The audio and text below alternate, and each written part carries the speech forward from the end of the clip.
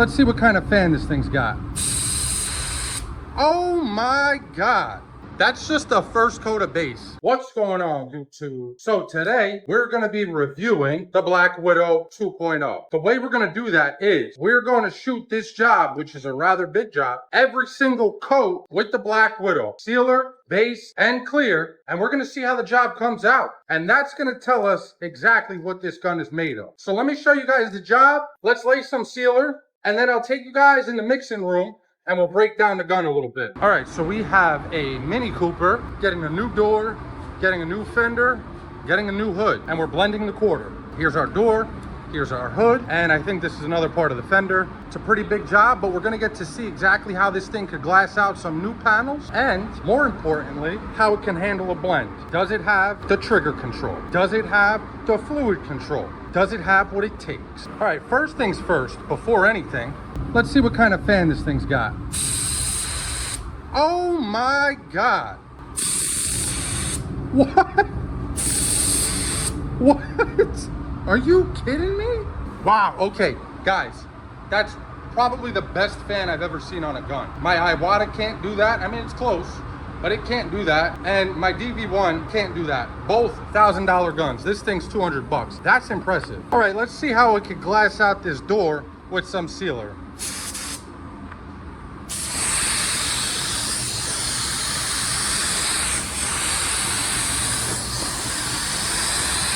It's going on nice and even. The gun's breaking up the sealer just beautifully.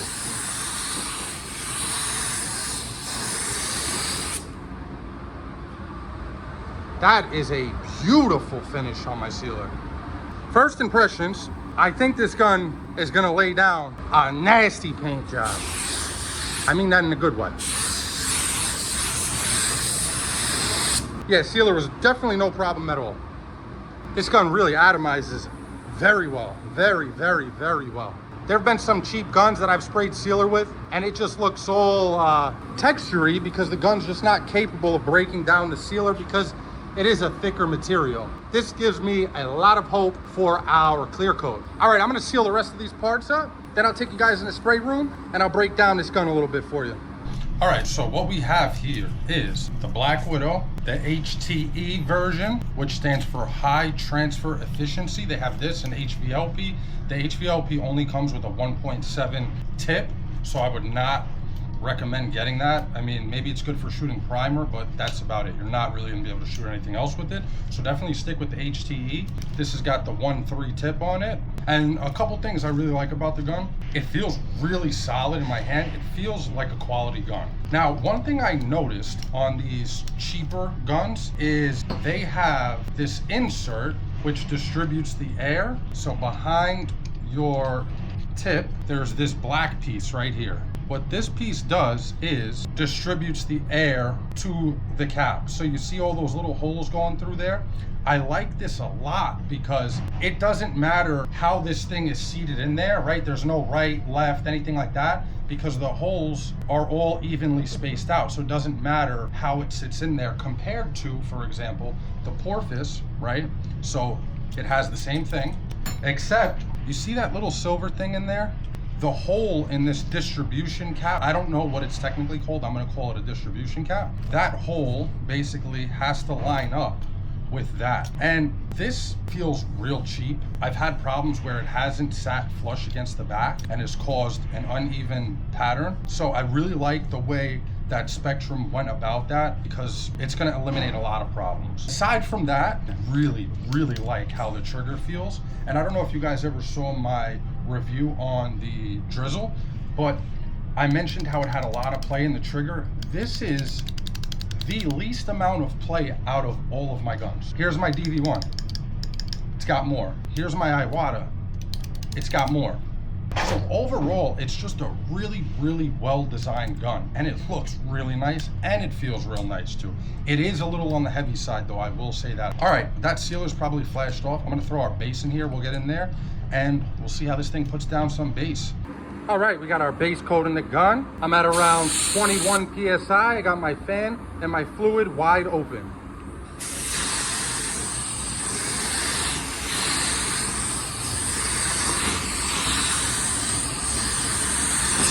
I really like the fan on this thing too. It's very even and consistent.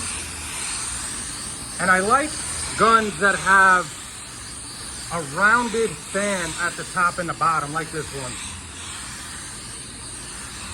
Holy that thing just laid a mirror. Oh my God. Wow. All right, let's see how it does on this blend now. So first I always just go straight over my sealer, right? Now we're gonna see how this trigger behaves here. Yeah, the trigger's solid. Look at this.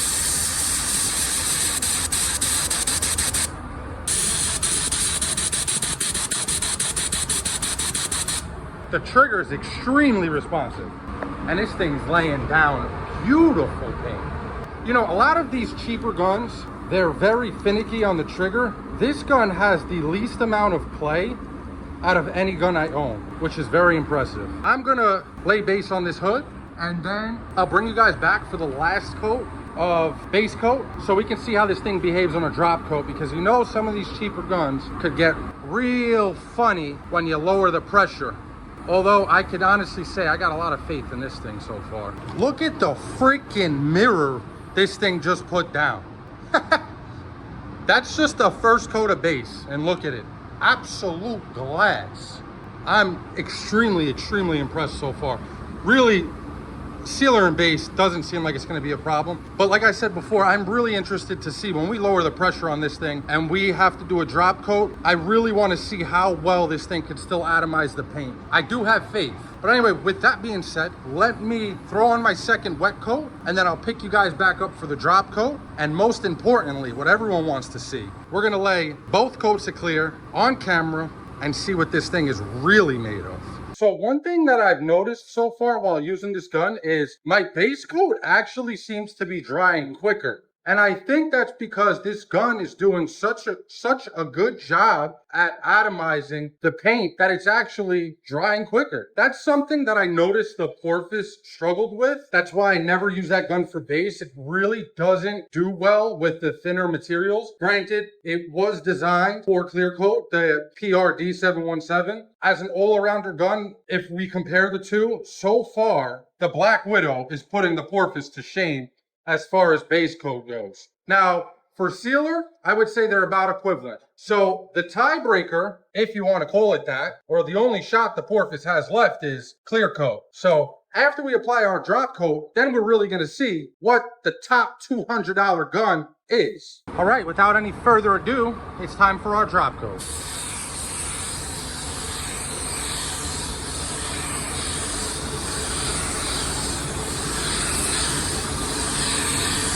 Oh my Lord, guys, look at that.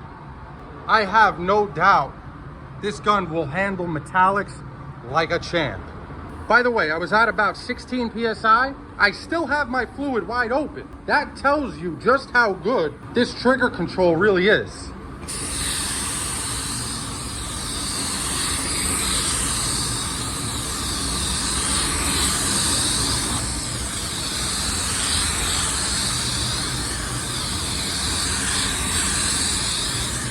Yeah, this gun is a problem. I can't believe this gun's only 200 bucks. That's insane.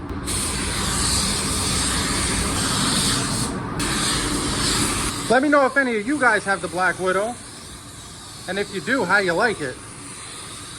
So far, I have absolutely nothing to complain about.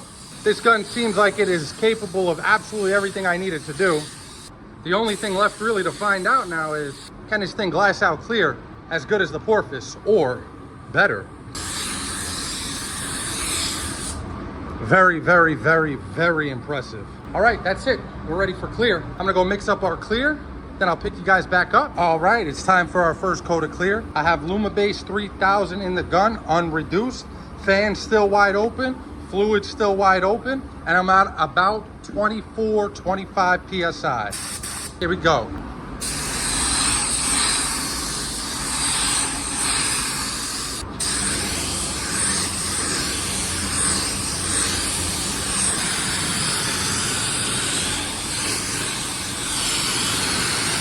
Now the gun is a little slow, but I'm not really too concerned about its speed, being that it's a $200 gun. I'm more concerned about the finish that we're going to get out of it. Okay, that's our first coat on the hood.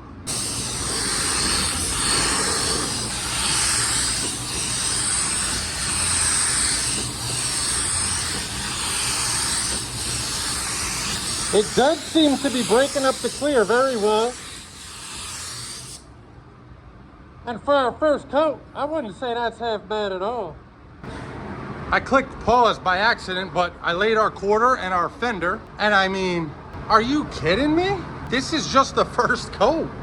This is actually insane, guys. The only bad thing that I have to say so far about this gun is that it's a little bit slow. But like I said on the hood, for 200 bucks, I'm more concerned about the finish rather than the speed.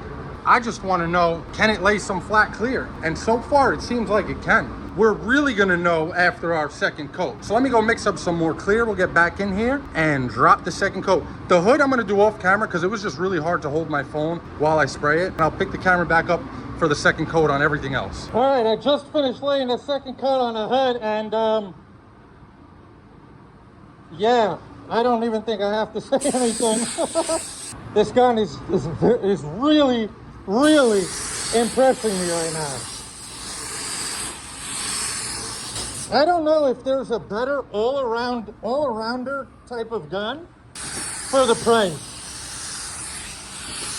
Every single thing that I needed this gun to do so far, it has done with flying colors.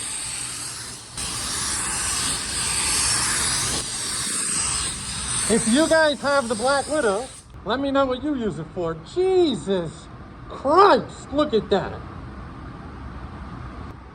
I might go as far to say that the finish that this gun is given right now is on par with my DV1, which is pretty crazy to say because the DV1 is 5 times the price of this gun.